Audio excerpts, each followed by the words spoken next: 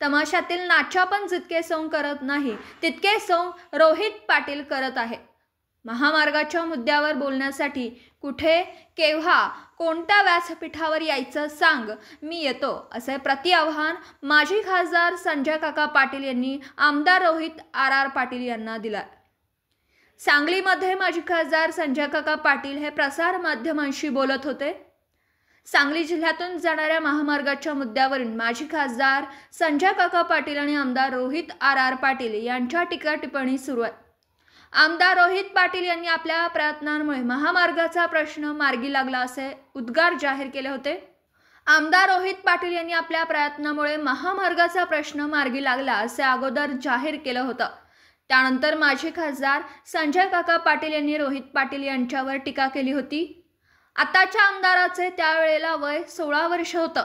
आपल्या खासदारकीच्या कार्यकाळात महामार्गाला मंजुरी मिळाली आहे आणि रोहित पाटील हे चुकीच्या पद्धतीने या महामार्गाचं श्रेय घेत आहेत अशी टीका संजय काका पाटील यांनी केली होती। त्यावर आमदार रोहित पाटील यांनी एका व्यासपीठावर येऊन चर्चा करण्याचं आवाहन दिलं होतं। त्या आवाहनाला आता माजी खासदार संजय काका पाटील यांनी प्रतिआव्हान दिलं। माजी खासदार आणि विद्यमान आमदार यांच्यातील टीका टिप्पणीमुळे सांगली जिल्ह्यातील राजकीय वातावरण गरम झालं। तमाशातील नाचा पण जितके सोंग करत नाही तितके सोंग रोहित पाटील करत आहे। महामार्गाच्या मुद्द्यावर बोलण्यासाठी कुठे केव्हा कोणत्या व्यासपीठावर यायचं सांग मी येतो असं प्रतिआव्हान माजी खासदार संजय काका पाटील यांनी आमदार रोहित आर पाटील यांना दिलं। व्यतिरिक्त आणि काय राजकीय बोलायचं नाही कशाला आज नको कोणा वेगळी प्रेस घेऊ की रोहित पाटलांनी आज असं हे केलंय की जे त्यांनी असं सांगितलेलं आहे की ते म्हणले की संजय काकांनी मंजूर केलं फक्त कागदावर होतं, मी नवमंजुरी नवं काम आणि नवं नेतृत्व असं त्यांनी स्टेटमेंट दिलेलं आहे आज। त्यामुळे माझ्या काळात झालं असं त्यांचं म्हणणं। त्यांनी एक स्टेटमेंट दिलं होतं, आमच्यात लगेच मी स्टेटमेंट दिलं की एका स्टेजवर कुठं आणि किती वाजता यायचं सांग, आपण ती सगळे कागदपत्र घेऊन जातो। तमाशातला नाचा सुद्धा एवढं सोंग करत नाही, एवढं सोंग चाललेलं आहे आता त्यांचं, तेव्हा एकदा उघडं करूया। अरे किती खोटं किती खोटं 3 ते निघाले ना निघाले 3 हे बघा तुम्हाला आता पटणार नाही, विटा टू काकडवाडी फाटेपर्यंत म्हणजे त्या पंढरपूर रोडपर्यंत 4 पदरी रोड मंजूर करून घेतला आहे। बायपास आम्ही 3-4 बायपास बघितले होते त्यांनी सर्वे करताना, त्यातल्या त्यात कमी कुठल्या ह्याच्यातनं जातं, नुकसान तर होतंच, काही घरं थोडी येतात, कुठलं हे बघितलं तिथं त्यांनी परवा आंदोलन केलं, मी बदल करून आणतो म्हणले, काहीही बदल नाही। ते मिनिटसुद्धा माझ्याकडे आहेत आणि कागदावरचा रस्ता तिकडनं नगरपासून काम होत आलं आहे मनमाडपासून।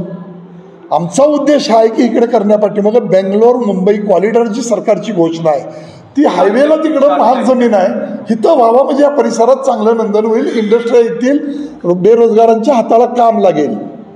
तेव्हा माझी आजची बातमी लिहा, कुठं आणि किती वाजता एका स्टेजवर यायचं एवढं सांगा।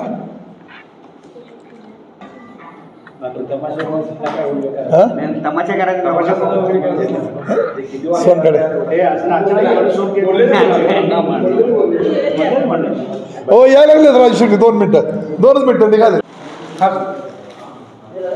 अवकाळी पाऊस अतिवृष्टी यामुळं खूप मोठं राज्यामध्ये नुकसान झालेलं आहे। त्यातल्या त्यात सांगली जिल्ह्यामध्ये द्राक्ष बागेंचं सुद्धा मोठ्या प्रमाणामध्ये नुकसान झालं आहे, ऊस पिकांचं मोठ्या प्रमाणामध्ये नुकसान झालं आहे आणि अशा वेळेला शासनाची मदत ही 2 तालुक्यात मिळून साधारण 60-61 कोटी रुपयापर्यंत आलेली आहे।